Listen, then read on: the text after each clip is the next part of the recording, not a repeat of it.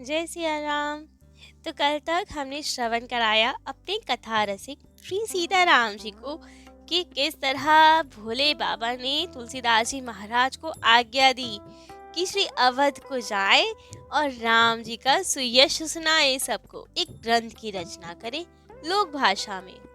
और ये सब सुनकर तुलसीदास जी तो बहुत आनंद में मगन होकर अयोध्या जी की ओर आ रहे हैं। तो अब कैसे आए अयोध्या जी की ओर?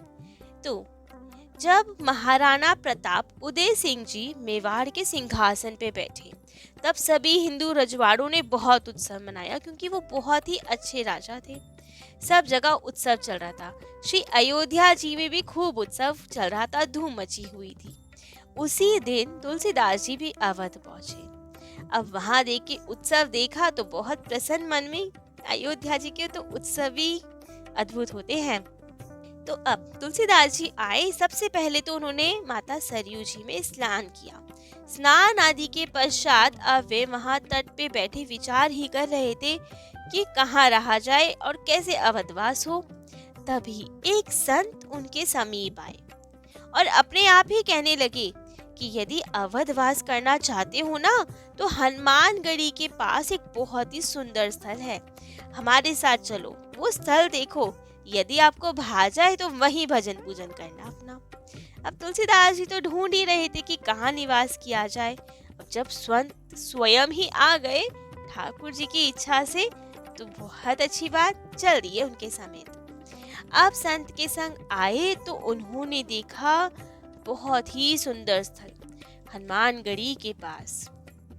वहां तो हर तरफ बड़े बड़े वट वृक्ष लग रहे थे और बीच में एक बहुत ही बड़ा विशाल वट वृक्ष, जिसके मूल में एक बहुत ही सुंदर वेदिका भी बनी हुई थी। और उस वेदिका पर, उस स्थान पर बहुत ही तेजस्वी मुनि तपस्या कर रहे थे। अब तो वो इतने तेजस्वी थे, सिद्ध मुनि थे, सिद्धासन से बैठे हुए थे। उन्हें तो देखकर इनका मन लुभा गया और इन्होंने समीप जाकर दंडवत प्रणाम किया संत को।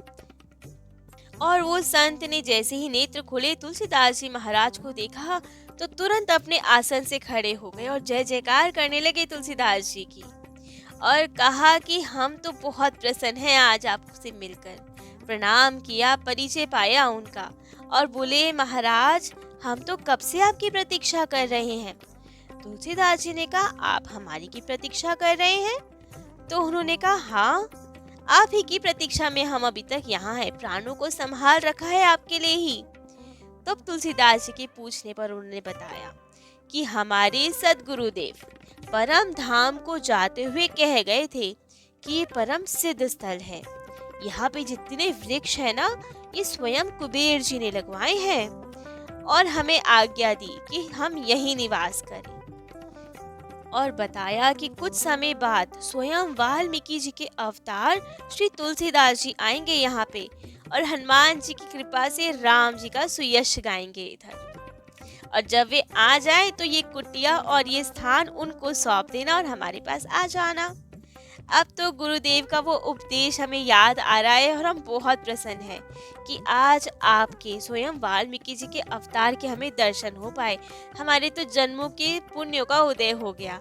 अब हमें खूब गुरु कृपा की अनुभूति हो रही है। अब आपके दर्शन मिल गए, अब हम सुखपूर्वक अपने गुरुदेव के पास जाएंगे और आप यहाँ विराजमान होकर खूब प्रेम से राम जी के गुणगान गाइए।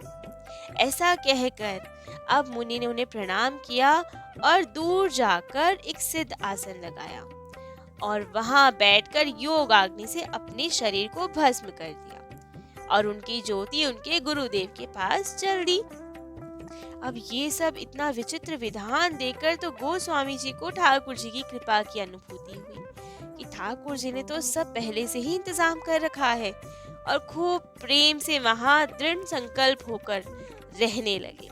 नियमित रूप से अपना भजन पूजन करते रहते, खूब प्रेम से वहां पे भजन करते, कथाएं सुनाते। ऐसे करते करते उन्हें 2 वर्ष बीत गए।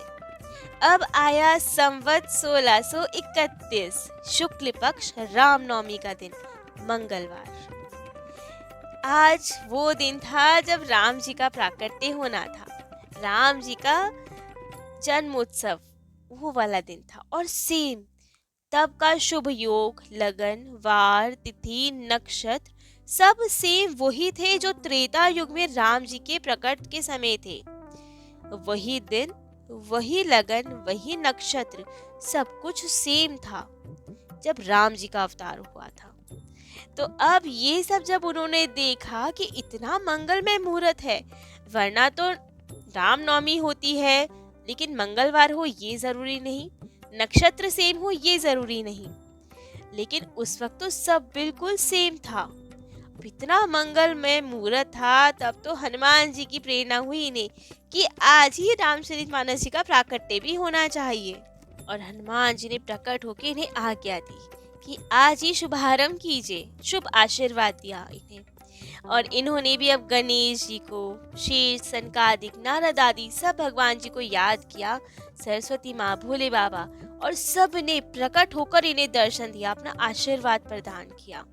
और सबके शुभ आशीषों से लेकर गोस्वामी जी ने सबकी वंदना की और सबको सुख प्रदान करने वाली रामचरितमानस जी की रचना प्रारंभ की।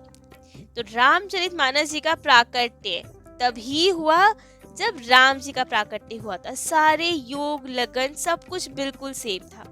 तो संतों द्वारा कहा जाता है कि सब कुछ इतना सेम था कि यही होता है कि राम जी और रामचरितमानस जी में अब कोई भेद नहीं है। त्रेता युग में राम जी का अवतार हुआ था और अब बिल्कुल सेम नक्षत्र हैं, तो राम जी स्वयं मानस जी के स्वरूप में आए हैं। राम जी और रामचरितमानस जी में कोई अंतर नहीं है, स्वयं राम जी का अवतार है ग्रंथ स्वरूप में। मानस जी में भी इसका उल्लेख है, संवत 16 से 31 करो कथा हरिपद धरि सीसा, जही दिन राम जन्म श्रुति गावही, तीरथ सकल तहाँ चली आवही, नौमी भौम वार मधुमासा, अवधपुरी यह चरित प्रकाशा। कि नौमी भौम को मतलब ट्यूसडे के दिन, भौम मतलब ट्यूसडे, मंगलवार, उस दिन ये चरित प्रकाश हुआ, उस दिन रामचरितमानस जी का प्राकट्य हुआ। अब खूब प्रेम से ये मानस जी की कथाएं लिखते 2 वर्ष 7 महीने 26 दिन, संवत हुआ 1633, अघन सुदी पंचमी अर्थात मार्गशीर्ष की शुक्ल पक्ष की पंचमी, जब राम जी का विवाह महोत्सव होता है, मंगलवार का दिन, उस दिन ये ग्रंथ पूर्ण हुआ।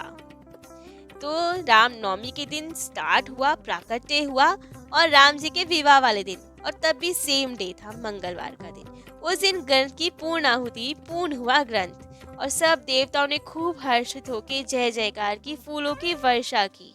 सब देवताओं के साथ तो गणपति जी भी स्वयं प्रकट हुए वहां पे, और अपनी दिव्य लेखनी से तुरंत रामचरितमानस जी की 5 प्रतियां लिखी और देवलोक ले गए कि हम इसका पाठ करेंगे, क्योंकि तब अब प्रिंटिंग प्रेसेस तो नहीं होते थे ना, तो सब हाथ से लिखा जाता था। तो सबसे पहले ये वाला अधिकार तो गणपति जी ने लिया और आए 5 प्रतियां मतलब 5 कॉपीज उसकी लिखी रामचरितमानस जी की, और अपने साथ देवलोक को ले गए। मानस जी ने अपने नाम अनुसार सबके मानस में बस गए, सबके हृदय में बस गए। आज भी मानस जी तो बहुत ही प्रिय हैं भक्तजनों को, और सब ने तुलसीदास जी की खूब वंदना की। वंद्यो तुलसी के चरण जिन कीन्यो जग काज, कली समुद्र बूढ़त लख्यो प्रगट्यो सप्त जहाज। सप्त जहाज, सप्त कांड में, सप्त सोपानों में मानस जी की रचना कर सबको भवसागर से पार जाने का एक मार्ग दिखाया तुलसीदास जी महाराज ने। अब स्वयं हनुमान जी महाराज ने प्रकट होकर पूर्ण ग्रंथ को श्रवण किया और तुलसीदास जी महाराज को खूब सुंदर आशीर्वाद प्रदान। पूरे विश्व में मानस जी की तो लोकप्रियता फैल गई। उन्हीं दिनों श्री अवध धाम में मिथिलापुरी के एक बहुत सुप्रसिद्ध संत आए, श्री रूपारूढ़ स्वामी जी। वे सदा मिथिला के भाव में रहते थे, जगत जननी माता जानकी को अपने पुत्री मानते थे, उसी भाव में निमग्न रहते थे, जनक जी वाले भाव में। तो एक दिन तुलसीदास जी महाराज उनके दर्शन करने गए, तो उनको परम अधिकारी मानकर गोसाई जी ने सर्वप्रथम रामचरितमानस जी का जो पारायण किया उन्हीं को सुनाया। अब तो उनको सुनाया तो अब धीरे धीरे इनकी तो मानस जी की दिन दुगनी रात चौगनी प्रचार होने लगा। शांडिल्य के श्री नंदलाल स्वामी जी के शिष्य श्री दयाल दास जी वे भी आए और मानस जी की एक प्रति लिख के वो प्रतिलिपि अपने गुरुदेव को सुनाने के लिए ले गए। एक आए तो यमुना तट पे 3 वर्ष तक महाभागवत श्री रस खान जी को सुनाने ले गए। उसके बाद तो धीरे धीरे बहुत लोग आते गए, मानस जी की प्रतिलिपियां लोग करने लगे, स्वयं लिखने लगे और अपने अपने स्थानों पे ले जाने लगे नित्य पाठ हेतु। गोसाई जी ने स्वयं भी इसकी कई प्रतिलिपियां लिखी। अब तो श्री सीताराम जी की आज्ञा से तुलसीदास जी का अवध का तो कार्य संपन्न हुआ, मानस जी का प्राकट्य हो गया। तो उन्होंने आज्ञा दी कि अब पुनः काशी लौट जाएं और वहां जाके भोले बाबा को सुनाया करें ये।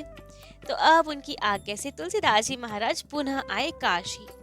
परंतु अब काशी के लोग, यहाँ के पंडित तो बहुत चिढ़ते थे इनसे, और अब तो ऐसे ग्रंथ का प्रकाशन हुआ जो सर्वत्र इनकी ख्याति फैला रहा था और जो लोक भाषा में था। ये अब वो कैसे बर्दाश्त करे? काशी के विद्वान पंडित वे कैसे बर्दाश्त करे कि कोई ग्रंथ संस्कृत में नहीं है फिर भी ख्याति फैल रही है। लोक भाषा को तो निकृष्ट मानते थे वे लोग। तो उन्होंने बहुत विरोध किया कि हम कैसे स्वीकार करें इसे, ऐसे तो तुम भ्रष्ट कर रहे हो समाज को। संस्कृत में होने चाहिए ग्रंथ, देव भाषा में होने चाहिए, तुमने कैसे लोक भाषा में लिख दिया, हम नहीं मानते इसको। तुलसीदास जी ने समझाने का प्रयास तो किया कि स्वयं विश्वनाथ बाबा की आज्ञा हुई, लेकिन माने कौन?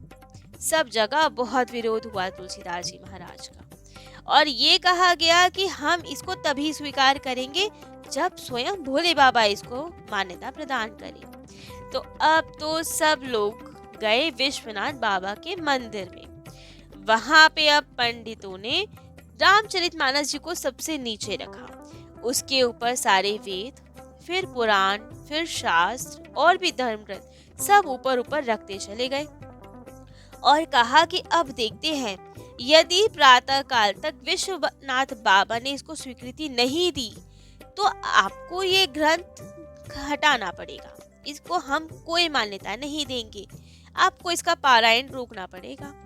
और यदि बाबा ने स्वीकृति दे दी तो हम भी स्वीकार कर लेंगे। अब तो ये तो जानते ही थे कि बाबा कहाँ साक्षात आने वाले हैं स्वीकृति देने, विजय तो हमारी ही होगी। लेकिन तुलसीदास जी महाराज का विश्वास और भोले बाबा की आज्ञा, उन्होंने तो स्वयं ही आज्ञा देके लोक भाषा में लिखवाया था, तो वे तो कैसे ही पीछे हटते। उनके तो प्राण बसते हैं रामचरितमानस जी में। रामचरितमानस भी नाम ऐसा ही पड़ा क्योंकि इसका नाम भोले बाबा ने रखा। ये जो कथा है ये भोले बाबा की हृदय की कथा है। भोले बाबा ने सुनी और माता पार्वती जी को सुनाई ये कथा, और ये कथा उन्होंने कई वर्षों तक अपने मानस में, अपने हृदय में बंद करके रखी। फिर किसी को अधिकारी जाना तो उनको दिया, जिनसे तुलसीदास जी के गुरुवर तक आई, गुरुवर से तुलसीदास जी तक आई। इसलिए नाम पड़ा रामचरितमानस, राम जी के वे चरित्र जिनको शिव जी ने अपने मानस में छुपा के रखा था।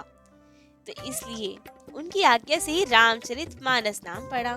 तो उसको ही स्वीकृति कैसे ना दे भोले बाबा। तो अब रात भर तुलसीदास जी महाराज खूब प्रेम से कीर्तन कर रहे थे और वहाँ पंडित लोग तो प्रसन्न कि बाबा तो स्वीकृति देंगे नहीं और हम इस ग्रंथ को हटवा देंगे, यहाँ से पारायण रुकवा देंगे। लेकिन जब सुबह पट खुले, एक शंख ध्वनि हुई सुंदर सी, और देखा कोई ग्रंथ इधर है कोई उधर, सब अस्त व्यस्त। परंतु मानस जी तो भोले बाबा ने अपने हाथों में अपनी शिरोधार रखी थी और उस पे लिखा हुआ था सत्यम शिवम सुंदरम, अर्थात ये सत्य है, शिव स्वरूप है और बहुत सुंदर है। तो अब तो सबने देखा कि बाबा ने तो स्वयं ये लिखा, तो कैसे ना मान्यता मिले। उस पे पुष्प, चंदन, तुलसी, बिलपत्र सब चढ़े हुए थे। तो अब सबको मानना पड़ा मानस जी की महिमा को। परंतु मान्यता तो पंडित जी को देनी पड़ी, लेकिन फिर भी उनके मन में बहुत क्षोभ। उन्होंने तुलसीदास जी से कहा भी कि आपने अच्छा नहीं किया, ऐसे तो संस्कृत भाषा का अपमान हुआ है। लेकिन तुलसीदास जी ने उन्हें समझाया और कहा, भाषा शाखा है सही, सुरवानी है मूल। मूल रहत है धूल में, शाखा में फल फूल। का भाषा का संस्कृत, प्रेम चाहिए साच। काम जो आवे कामरी, काले करिए कुमाच। अर्थात कि भाषा का मूल संस्कृत है और जो लोक भाषाएं ये उसकी शाखाएं हैं। मूल तो सदा नीचे ही रहती है और शाखा में फल फूल आते हैं। तो वैसे ही संस्कृत तो इस ग्रंथ का मूल है ही, लेकिन जो सुंदर फूल आए हैं वे लोक भाषा के हैं जिसमें ये ग्रंथ लिखा गया है। इसलिए ये ग्रंथ तो लोक भाषा के फूल है। तो आप चिंता ना कीजिए, भाषा वही उत्तम जिसमें सबको समझ में आए। प्रेम होना चाहिए ग्रंथ में, ये आवश्यक नहीं कि भाषा क्या है। लेकिन उनकी समझ में तो कहाँ ही आना था, स्वीकृति देनी पड़ी क्योंकि भोले बाबा ने कह दिया। लेकिन मन में षड्यंत्र खत्म नहीं हुए। उनको ये भय हो गया कि सब अगर इसी को पढ़ेंगे तो हमें कौन पूछेगा। लोक भाषा में है, सब आराम से पढ़ पाएंगे। संस्कृत अगर होता तो लोग हमारे पास आते समझने के लिए। अब तो हमें कौन पूछेगा। मन में द्वेष बढ़ रहा था, षड्यंत्र की तैयारी थी कोई। तो अब ये पंडित लोग क्या षड्यंत्र करते हैं तुलसीदास जी के खिलाफ। क्या मानस जी को ये हटा पाते हैं या नहीं हटा पाते। इनका षड्यंत्र इन पे ही उल्टा पड़ जाता है। तो ये सब हम अपने कथा रसिक श्री सीताराम जी को कल श्रवण कराएंगे। आज के लिए इतना ही। जय जय श्री सीताराम।